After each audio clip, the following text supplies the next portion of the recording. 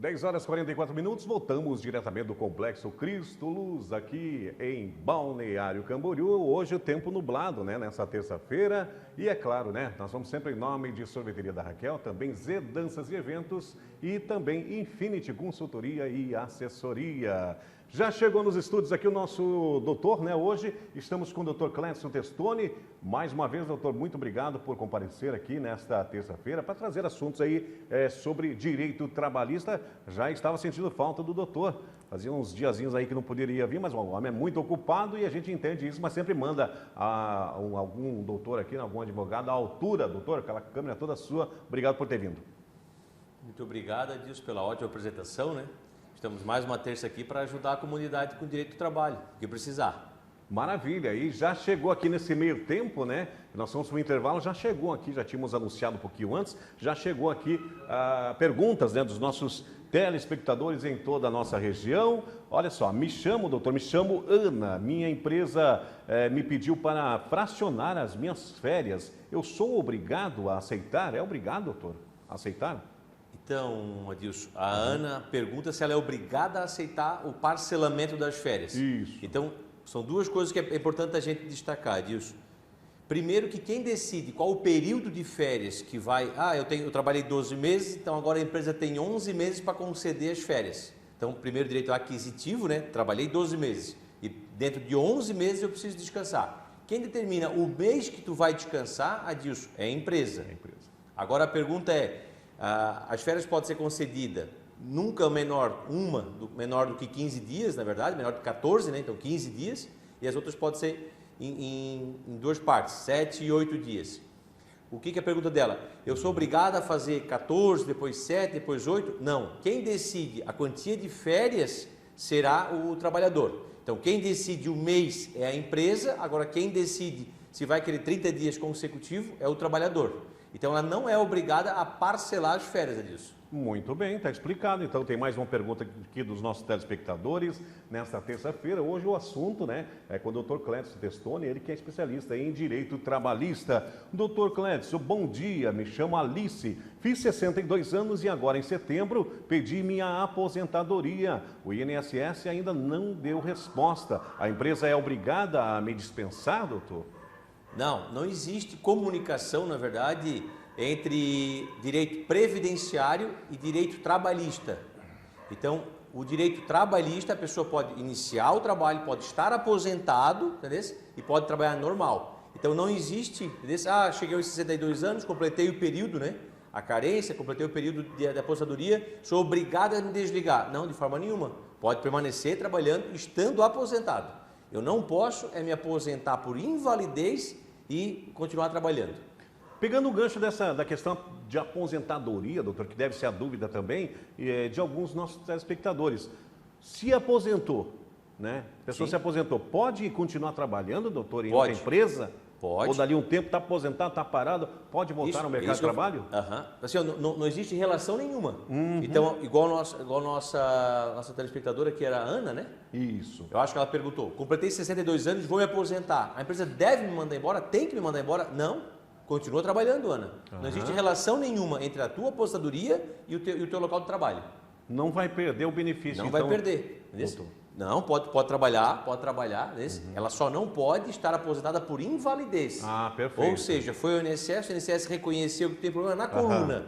Agora eu vou trabalhar novamente. Não pode. Não pode? Tu foste do INSS, o INSS reconheceu que tens uma incapacidade, como é que tu deseja trabalhar? Não pode. Nesse caso, por invalidez, se for comprovado que a pessoa voltou a trabalhar, pode perder o benefício, doutor. Perde, assim, e a gente tem até alguns casos que responde um processo para devolver o dinheiro.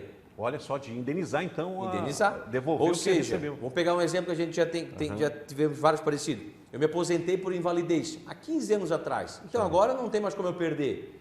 Clientes são notificados e inclusive tem que responder a devolver os últimos 5 anos de recebimento. Olha só. Se o INSS comprovar que essa pessoa estava recebendo indevidamente, ou seja, aposentada, no exemplo que nós temos, né? Aposentado por invalidez e abriu um MEI e emitir nota fiscal e trabalhando, vai ter que devolver a incapacidade. E daí é problema, né, doutor? Porque eu quero ver devolver daí, né? Porque é um montante devolver. Significativo, né? Se for 5 anos, como nós estamos falando, né? É um grande valor. Tem mais uma pergunta aqui, doutor. Chegou agora aqui nas nossas mãos. Doutor, trabalho nos serviços de limpeza em um local que tem banheiro e é utilizado por mais pessoas além das que trabalham no escritório. Tenho direito a um adicional de insalubridade? Então, Adilson, o que eu preciso frisar? Algumas convenções já trazem a trabalhadora detentora de insalubridade em grau máximo. Então, só a convenção já traz esse benefício a ela. Eu não vou frisar certinho a convenção, não sei se é Secovelar, mas é trabalhadoras que já fazem limpeza. Então, já está na convenção insalubridade em grau máximo. Mas a pergunta é, eu devo ganhar porque eu limpo o banheiro e nesse banheiro tem mais pessoas? O que a legislação traz para nós, Adilson? Ela traz a seguinte situação, que banheiros de grande circulação são detentoras de ganhar insalubridade em grau máximo. Mas aí quando a gente pega a grande circulação, quando o legislador criou, o que veio? Grande circulação rodoviária e metrô. Acho que é 70, 80 pessoas por hora, não mais. Mas também foi trazida essa interpretação para uma pizzaria, para um banheiro de shopping. Então essas pessoas também ganham insalubridade em grau máximo. Ah, mas eu trabalho numa empresa, eu e umas 4 pessoas e eventualmente alguém também entra. Devo ganhar insalubridade? Eu entendo que não, Adilson. Eu e várias perícias que a gente acompanhou entendem que não.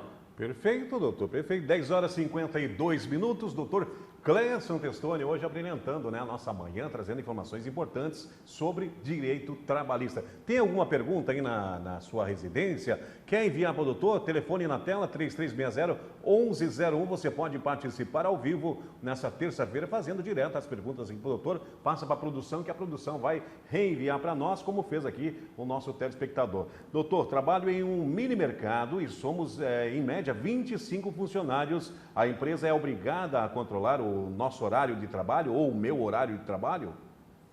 Sim, é obrigada. Olha só. Eu vou falar que é novembro, a reforma trabalhista aconteceu em novembro de 2000, foi em setembro, começou a entrar em vigor em novembro, né, de 2017. Mas a mudança do controle de jornada aconteceu em novembro de 2019. Então, em novembro de 2019, está na CLT que diz o seguinte: a toda empresa que possui mais de 20 colaboradores é obrigatório o controle de jornada. O que é importante eu frisar, Adilson? Que antes de 2017 era 10 trabalhadores, agora passou para 20, e observar sempre a convenção. Várias convenções nem pedem, Adilson, a quantia de funcionário. Tendo um funcionário, tem que ter controle de jornada.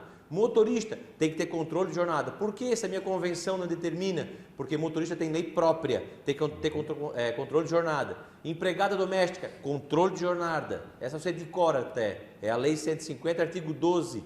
Muitas ações são ganhas e perdidas por isso. Empregada doméstica, mesmo umazinha, tem que ter controle de jornada. É obrigatório por lei. Lei específica, uma da doméstica, lei específica do motorista e a grande maioria observar a convenção e quando tem mais de 20 funcionários tem que ter controle de jornada. Nessa pergunta que veio eu tenho certeza porque tem 25, né? Conforme perguntado foi. Isso, de 25 a mais então, funcionários. Tem que ter controle de jornada. Tem que ter controle, tá certo. Controle então. Pode ser escrito, entendeu? A legislação não estabelece como é que tem que ser o controle. Tem que ser fidedigno, tem que ser reais, tem que ser cumprido. Então, mas eu não quero comprar uma maquininha que custa R$600. Então, eu vou fazer por escrito. Pode. Entrada, saída. Até na própria legislação também diz que o horário, o interjornada não é obrigatório mais, ele pode ser pré-assinalado. O que quer dizer isso? Então, a empresa que tem 1 hora, 1h30 de intervalo, ela pode pré-assinalar. Sai meio-dia, volta 1h30. O mês todo pré-assinalado, ele só marca a entrada e a saída. Mas se quiser marcar tudo, também pode, Adilson. Tem mais uma pergunta, 10h53 agora. Doutor, bom dia, eu acho que é quase a pergunta passada, quase, doutor. Bom dia, doutor, me chamo Thelma, tenho uma empregada doméstica, ela vai 3 vezes por semana, né? Sou obrigado, né, a controlar o horário dela? Ela vai trabalhar 3 vezes por semana, doutor? Sim. Então, 3 vezes na semana, tu já é obrigado a assinar a carteira e, como disse na resposta anterior, né, tu és obrigado a controlar o cartão ponto. Muito bem. E muito cuidado, tá? Porque a empregada doméstica tem muitas ações ganhas nesse sentido. Tem mais uma pergunta aqui agora, o José. Olha, fiz acordo, doutor, fiz um acordo trabalhista e agora só depende do juiz. O advogado falou que depende do juiz. Pode dar errado alguma coisa, doutor? Se depende do juiz... Então, Adilson... Está quase respondido, né? Quem tem a caneta, na verdade, quem tem a caneta final é o juiz. Então, as partes decidem fazer um acordo. Quer ver? Eu vou dar um exemplo, como várias vezes que não deu certo, Adilson. A pessoa trabalhou 4 anos lá. Então, as partes vêm, tem registro, quando entrar o CAI inicial, tem registro, tem WhatsApp, tem tudo registradinho que a pessoa efetivamente trabalhou 4 anos e nunca foi assinada a carteira. Então, agora o empregador, né, vendo do seu erro, decide fazer um acordo. Pagar R$25 mil. Então, vão para a homologação. O juiz, sim, Adilson, ele pode olhar e falar assim, não, eu não concordo que a carteira desse trabalhador não seja assinada. Fazendo isso, ele vai onerar em pelo menos mais 31% sobre o valor do acordo de INSS. Então, pode o juiz fazer exigências. Muito bem, está esclarecido. 10 horas e 55 minutos, tem mais uma pergunta aqui, doutor. A Marta, briguei com uma menina na empresa de costura que trabalho. O patrão me deu justa causa, né, para mim e deixou a menina aí trabalhando. O que posso fazer quanto a isso? Então, compelia ao juiz, né, compelia ao empregador determinar qual punição aplicar para cada uma, né? Então, a raiva dela, eu entendi que deu justa causa para ela e não deu justa causa para outra colega. Foi só para uma parte, né, doutor? Só uma parte. Mas sim, a empresa determina isso. Não há erro. Então, a empresa facultou ele dar justa causa. Ele poderia ter dado justa causa para as duas, mas ele optou por dar justa causa para você e manter a outra trabalhadora. Tá Briga certo. no trabalho dá justa causa, doutor?